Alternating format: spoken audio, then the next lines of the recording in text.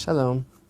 You know, if there's one word that could describe Parashat Pinchas, this week's Torah portion, and one word that really connects everything in this week's Torah portion, all the themes, that word would have to be continuation. Here we are in the third to the last Torah portion in Bamidbar. The book of Numbers opens with the personality of Pinchas, who single-handedly staved off the retribution, the anger of God. What happened was, at the end of last week's Torah portion, Bilam, that master manipulator who was disappointed that he was not able to drive a wedge between God and Israel, his precious people, through his crafty words. Instead, he advised Balak, king of Moab, to somehow set the people of Israel up for a fall through licentious relationships with the daughters of Moab and entice them to come to a situation of idolatry. And Pinchas, he stood against the tide.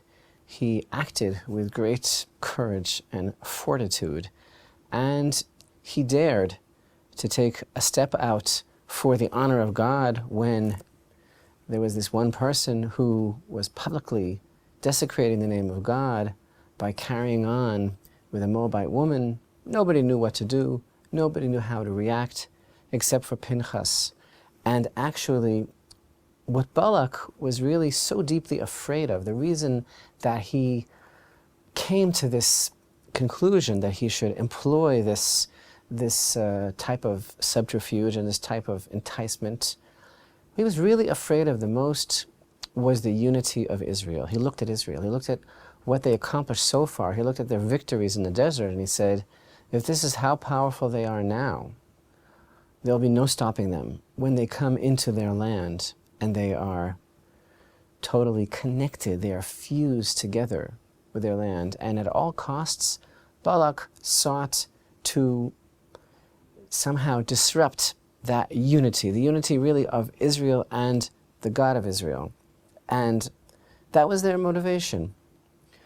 So Pinchas was able to recognize this and diffuse it. And as a reward, he himself received this very unique and enigmatic blessing of continuation. Therefore, say, behold, I give him my covenant of peace, and it shall be for him and his offspring after him a covenant of eternal priesthood, because he took vengeance for his God, and he atoned for the children of Israel. So something there was that Pinchas achieved through his rather unconventional methods.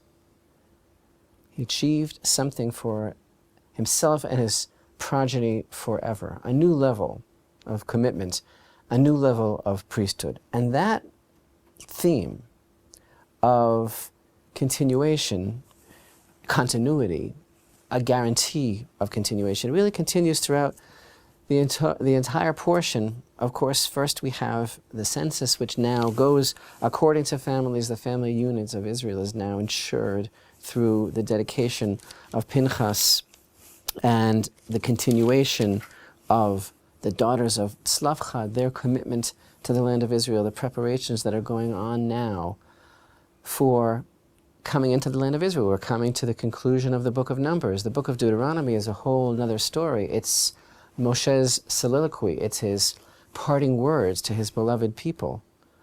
In a way, as we come towards the end of the book of Bamidbar, we're coming towards the end of the Torah. The book of Devarim is considered to be another layer, another level altogether, but something separate. So, here in this Torah portion, Hashem tells Moshe, again, he shows him the land. He tells him that he is going to see it, but then be gathered to his people, as Aaron was gathered, and that he will not be going in.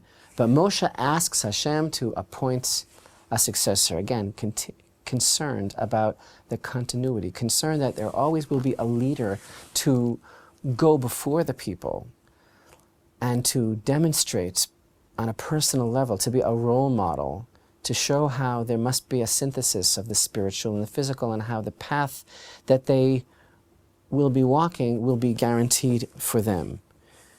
And then, suddenly, really out of nowhere, here, in a place that we would not expect it, chapter 28 begins with the Tamid, the continual daily offering. And there's nothing that symbolizes continuity in our lives more than the Tamid, which in itself really translates to constance. The constant offering, the daily offering that is brought in the Holy Temple twice, each day.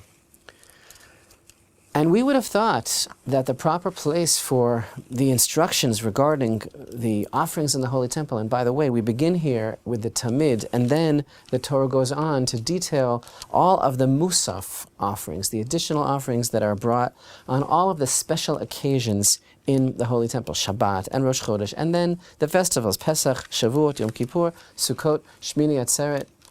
This is not given over in Leviticus. In Leviticus 23, we have the cycle of the seasons, the cycle of the calendar, the holidays, the sacred seasons. But here in Parashat Pinchas, the festivals are mentioned, and we're taught about the festivals, but it's through the lens of the offerings that are brought, the special Musaf offerings. And in a way, actually, this Torah portion, actually, and this is a very interesting thought, is kind of like the end of the laws of the Torah, in a way, because the rest of the mitzvot that are discussed in the remaining parshiyot are on a different level. They're somewhat voluntary. There is the concepts of vows. There's the concept of the special dispensation of those tribes that wanted land outside of the borders of the land of Israel. This is a different level of mitzvot. But the remainder of the book of Numbers that concerns the tribes and the wanderings and their borders is a different concept. So here marks really, Parashat Pinchas, a certain kind of transformation. And here, really at the end of the laws of the Torah, as such, we have the Tamid, the continuous, constant daily offering, again, whose place we would have suspected would be back in Leviticus. And what is the Tamid really all about? Hashem spoke to Moshe saying, command the children of Israel and say to them, my offering, my food for my fires, my satisfying aroma, shall you be scrupulous to offer to me in its appointed time. Vaydaber Hashem al Moshe lemor, Hashem spoke to Moshe saying, Tzav et bnei Yisrael, command the children of Israel, v'amarta lehem, et karbani lachmi li'ishai reach nichochi tishmeru lahakriv b'moado, as we translated. And every single word in these verses is really a world.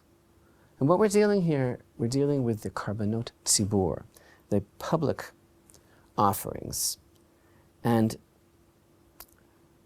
speaking of continuity, the theme of this Torah portion, just as Pinchas ensured the continuity of the Jewish people and himself was guaranteed a special level of continuity, just as the daughters of Tzelaphchad represent the continuity of the Jewish people in their land. And just as Moshe Rabbeinu, in the face of impending death, implored God to ensure that his people would not be without a leader, so too these public offerings are actually an emphasis that the people and their leaders should never come to lose their calling. They should constantly be reminded, they should be keeping in mind their never-ending mission.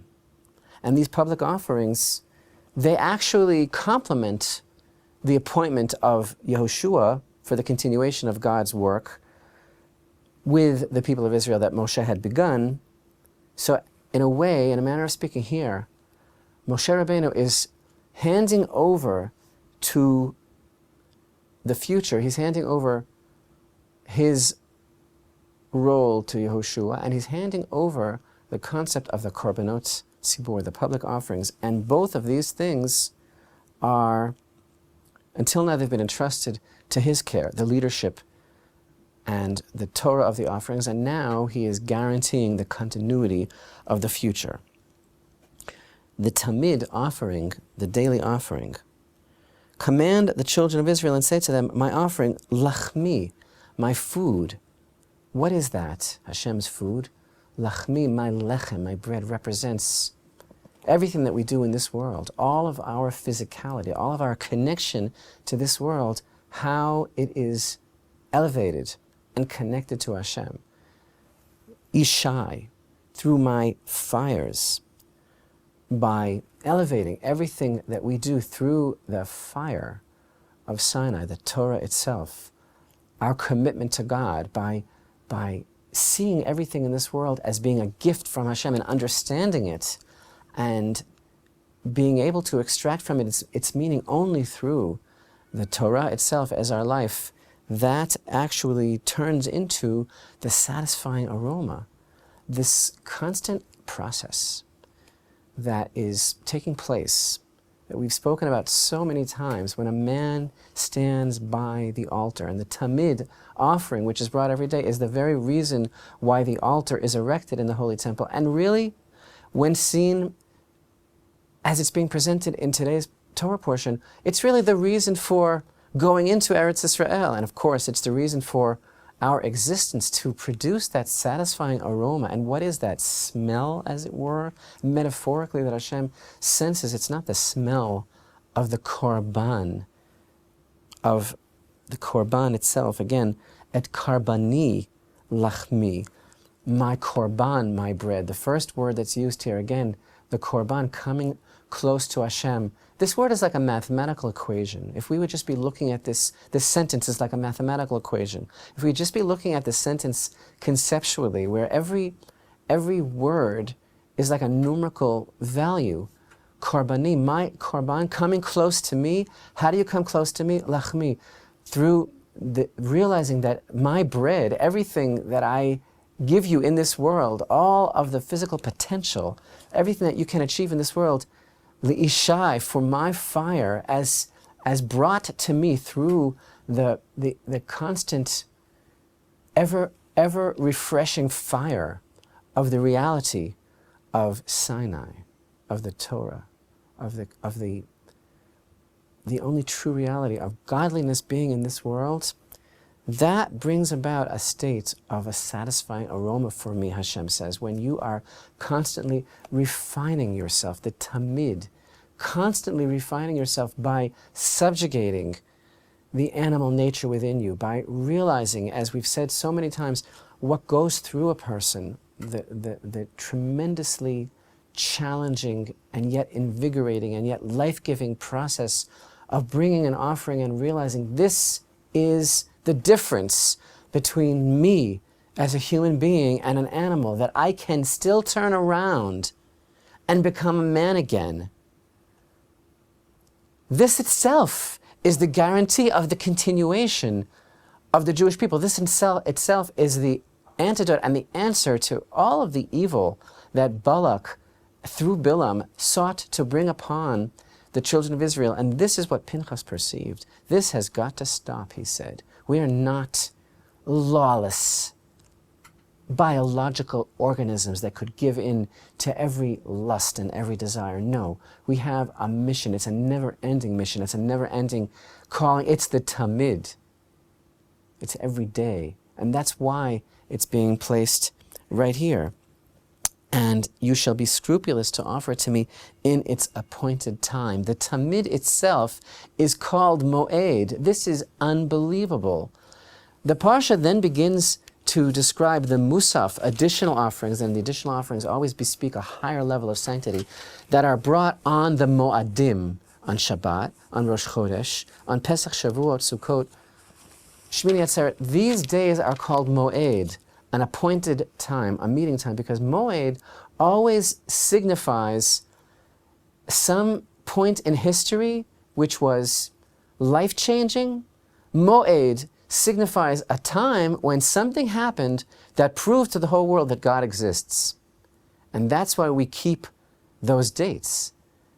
because our observance of those days is a continuation of that thunderous recognition, that thing that broke our spell when we realized that really God does exist. He proved it on those days, on Pesach, on Sukkot, every Rosh Chodesh, every Shabbat. Those occasions cry out that God is in the world. They're called Moed. But yet, here we see, and this is incredible, that the first Moed, the basis of all Moed, is every day. Every day in the Holy Temple, when the Tamid is brought, the Tamid, the constants, the constant offering, the constant vehicle for refinement, the constant laboratory in our relationship with Hashem of becoming a human being and answering Balak's plan and Bilam's plan and showing them, no, this is not going to happen to us again. The Tamid is the first Moed. It's the root. It's the basis. It's the foundation that holds up all the other Moadim, Shabbat, Rosh Chodesh, Pesach, all of the festivals that cry out, there's a God in the world, look what happened here. And we have to observe this every year at this time because it's a Moed, it's an appointed time. Well, guess what? Every day is a Moed when the Tamid is brought. Every day is a living proof that Hashem is in the world. And how is it articulated? Through our continuation and acceptance upon ourselves of our never-ending mission, not to give in to the base foibles of this world like everyone else, not to freeze in the moment, but to keeping on, showing the world the light of God through Eretz Israel. We're coming now into the land. That's why this is mentioned here and not where we would expect it to be in Leviticus, because we're about to go in now. This marks the end, as it were, of the set of mitzvot that Hashem is giving. And the last thing that he's really telling us as the obligatory mitzvot is the most important of all, that it's all tamid, it's constant, it's every day. And just as Moshe is concerned about the legacy, the future, who will carry the people, and just as Pinchas ensured that the people, their future will be guaranteed through the eternal covenant of peace, the super, as it were, priesthood of standing up and defending the honor of Hashem and reminding these people who they are. So too the Tamid, daily offering in the Holy Temple, the bread, bringing every aspect of physicality through the fire of Torah in the Beit HaMikdash to cause the pleasing aroma to Hashem when he senses that we are striving to be as high as we possibly can be as human beings. That is the guarantee of the continuation of the people of Israel and the connection to the God of Israel through the Torah of Israel in the land of Israel.